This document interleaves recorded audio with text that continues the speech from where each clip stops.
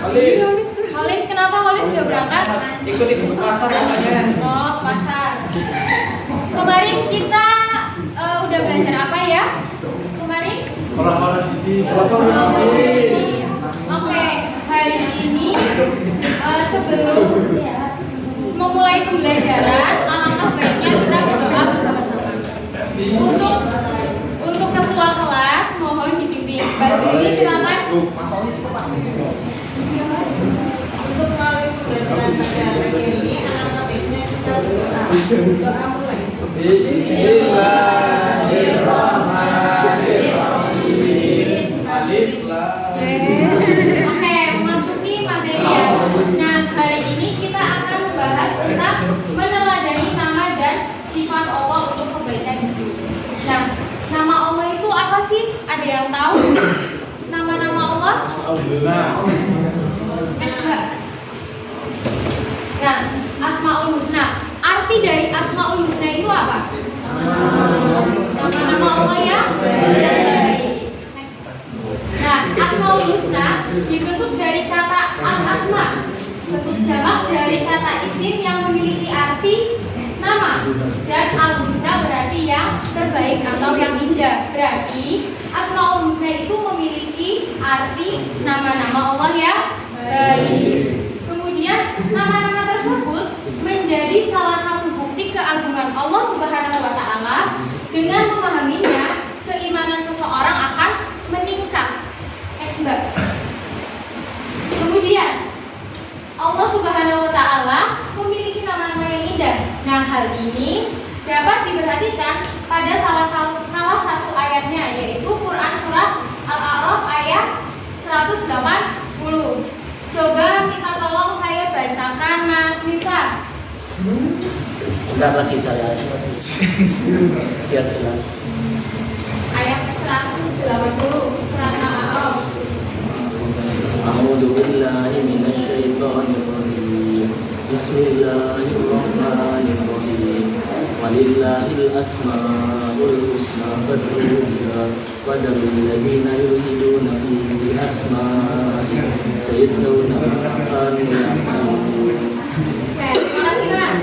Artinya, dan Allah memiliki al-asma al-husna atau nama-nama yang terbaik. Maka bermohonlah kepadanya dengan menyebut namanya. Mereka kelak akan mendapatkan balasan terhadap apa yang telah mereka kerjakan. Next, Mbak.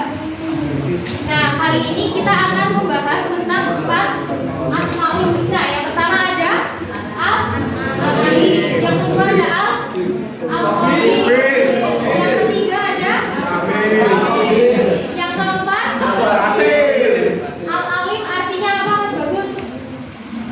Mengetahui, maha mengetahui. Al-khabir, Mas Bayu, artinya apa? Meneliti. Oke. Ini asami, artinya apa? Oke, benar. Al-basir, Mbak Dinda. Oke, next, Mbak. Al-alim dalam hal ini dapat diartikan pengetahuan Allah Subhanahu wa taala yang sangat jelas juga mengungkap hal-hal yang kecil. Nah, Allah itu mengetahui segala sesuatu yang telah dan akan terjadi. Misalnya nih, hari ini kita kuliah, Allah tahu kita hari ini kuliah, ataupun nanti kita nggak kuliah, Allah tahu.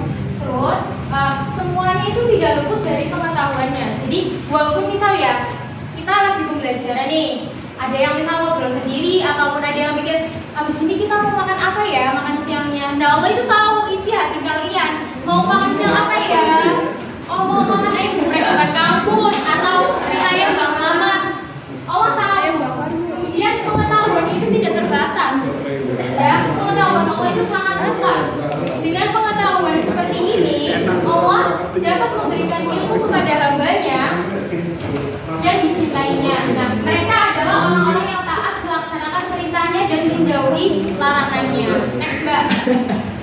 Kemudian yang kedua ada Al-Khabir. Al-Khabir ya, bukan Pak Khabir ya.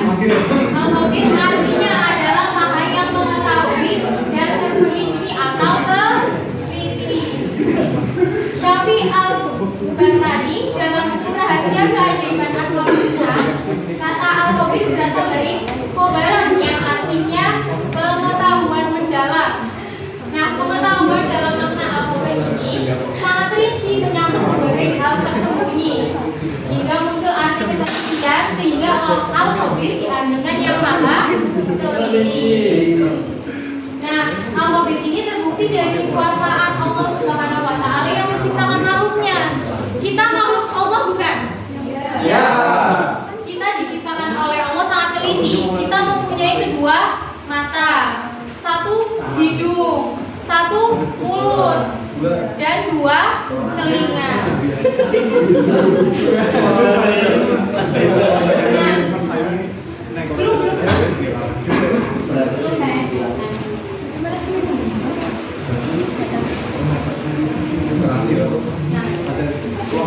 Nah, teliti itu ya. Kemudian, ya ini. Kemudian ada makhluk sekecil bakteri atau virus. Kalian tahu virus? Corona. Ya, virus corona itu kan ada yang bercabang-cabang itu ya, tahu kan ya? Nah, itu Allah tuh sangat teliti menciptakan virus kecil itu.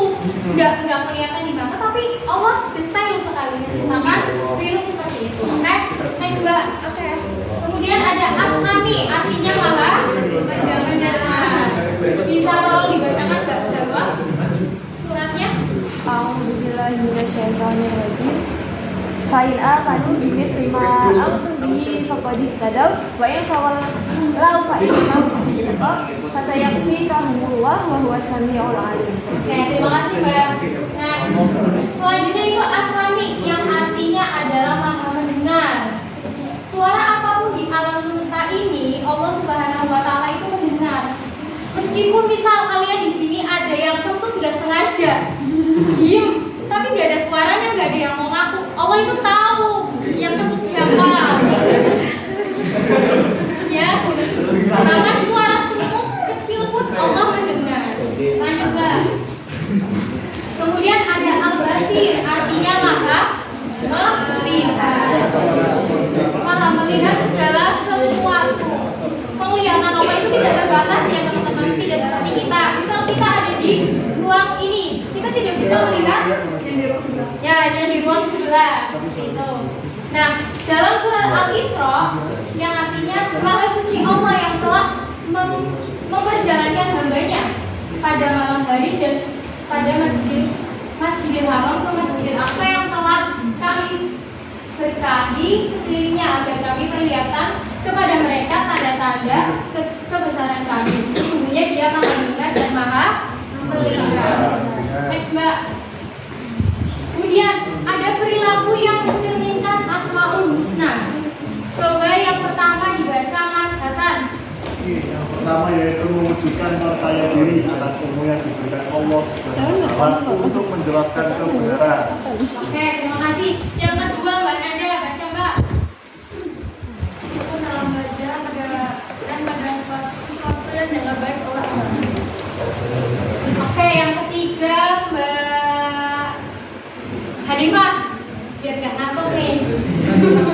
Dalam perkataan dan perbuatan dalam sehari-hari. Oke, yang keempat, teliti dalam belajar, mengerjakan soal, dan dalam menjalani aktivitas sehari-hari. Seperti tadi, al-khabir artinya yang maha teliti. Jadi kita dalam belajar, dalam mengerjakan soal, itu harus berhati-hati.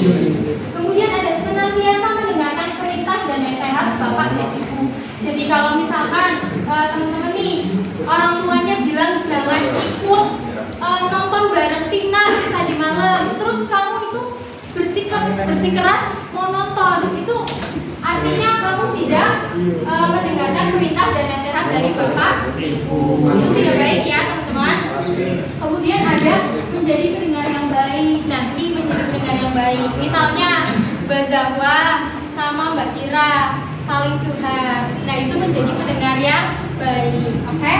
Kemudian ada yang ketujuh, memiliki pandangan ke depan atau visioner sehingga mampu secara bertahap mewujudkan cita-cita yang dikehendaki. Jadi sebagai manusia kita tuh harus punya visi misi, punya cita-cita ke depannya mau gimana. Seperti Seperti itu ya. Ya. Oke, next Mbak. Nah, kali ini saya akan membagi dua kelompok. Yang pertama kelompok 1 sampai Mbak Hani ya. Ya, yang kedua kelompok ini. Silakan buku tulisnya dikeluarkan. Les Buku tulisnya dikeluarkan. Nah, kali ini Ibu akan mengasihkan kisah Umar bin Khattab. Mohon didengarkan ya anak-anak. Kisah Umar bin Khattab dengan anak penggembala kambing. Nah, tugasnya ini apa Bu? Tugasnya menganalisis dari kisah ini adakah dari 4 Asmaul Husna itu dan alasannya apa jika ada. Oke? Apakah bisa dimengerti? Bisa. 5 menit? Cukup. Cukup? Cukup boleh. 5 menit cukup. Iya. Dari kisah ini tuh ada Asmaul Husna apa dari yang keempat tadi. Terus kenapa kalian milih itu alasannya apa? Ayo bisa dikerjakan? Bisa dibaca dulu ya.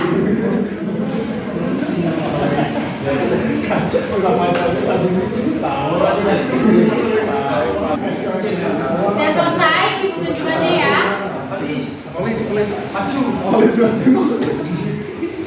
Mas Bagus sama Mbak Rani deh, maju Mbak.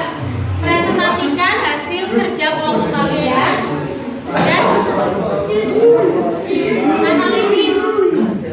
Silakan Mbak, maju Mas Gus. Kan dia kan bukan peneliti. Oh iya.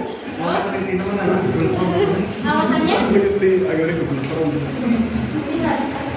Artinya melihat. Udah, Mas Bagus. Ayo. Itu ada Al-Basir yang melihat, kemudian ada Al-Alim yang mengetahui tentang kambing. Iya, terus udah dua. Kayaknya kalian belum paham ya teman-teman. Jadi gini, pada cerita ini tuh point of view-nya apa? Ayo, coba dibaca dengan seksama. Pada suatu hari, Umar bin Khattab melakukan perjalanan seorang diri ke luar kota. Nah, Umar berjalan seorang diri tuh, dia ingin melihat langsung kondisi rakyat yang dipimpinnya. Umar pun sampai di padang rumput. Iya, dia melihat ada seorang anak yang sedang menggembala kambing-kambingnya. Lalu Umar tertarik dengan kambing-kambingnya yang digembalakan anak itu. Mohon didengarkan ya teman-teman. Nah, Umar berkata pada penggembala kambing itu, "Wahai penggembala, banyak sekali kambing-kambingmu. Bersediakah kamu menjual seekor kambing itu kepadaku?"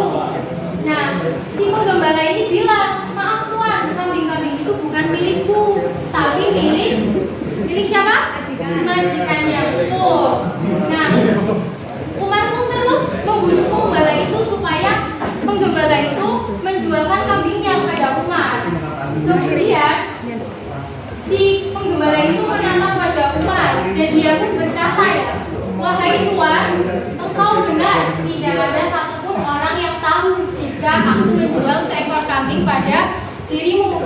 Akan tetapi, di mana Allah Tuan? Di mana Allah? Dia selalu melihat. Nah, dia selalu melihat apa yang diperbuat oleh makhluknya." Jadi poinnya di sini adalah apa? Jadi Ya, si penggembalanya Iya. kan awalnya bahasa kata kayak dihasut gitu ya, dia menjual kambing-kambingnya. Katanya kan yaudah sih kayaknya nggak ngeliat ini, Iya. nggak bakal gitu kan, jual aja gitu. Tapi si penggembalanya karena ketakwaannya kepada Allah, dia selalu yakin bahwasanya segala sesuatu yang dia lakukan bakal diketahui oleh Allah Subhanahu wa Ta'ala. betul. Itu merupakan implementasi dari Asmaul Husna Al-Basir. Betul. Tepuk tangan untuk Mbak Zawa. Nah, ini ya teman-teman. Sudah paham ya? Gimana materi hari ini? Apa kalian sudah paham? Apakah ada yang ingin ditanyakan? Sudah ada ya? Oke, untuk pertemuan selanjutnya nanti kita akan membahas tentang Asmaul Husna yang selanjutnya. Oke, untuk penugasan nanti minggu depan dikumpulkan ya LKS halaman 2 tentang Asmaul Husna. Nanti lembar jawabannya dikumpulkan dan dikoreksi bersama. Oke? Sekian dari materi ibu kali ini, semoga bermanfaat.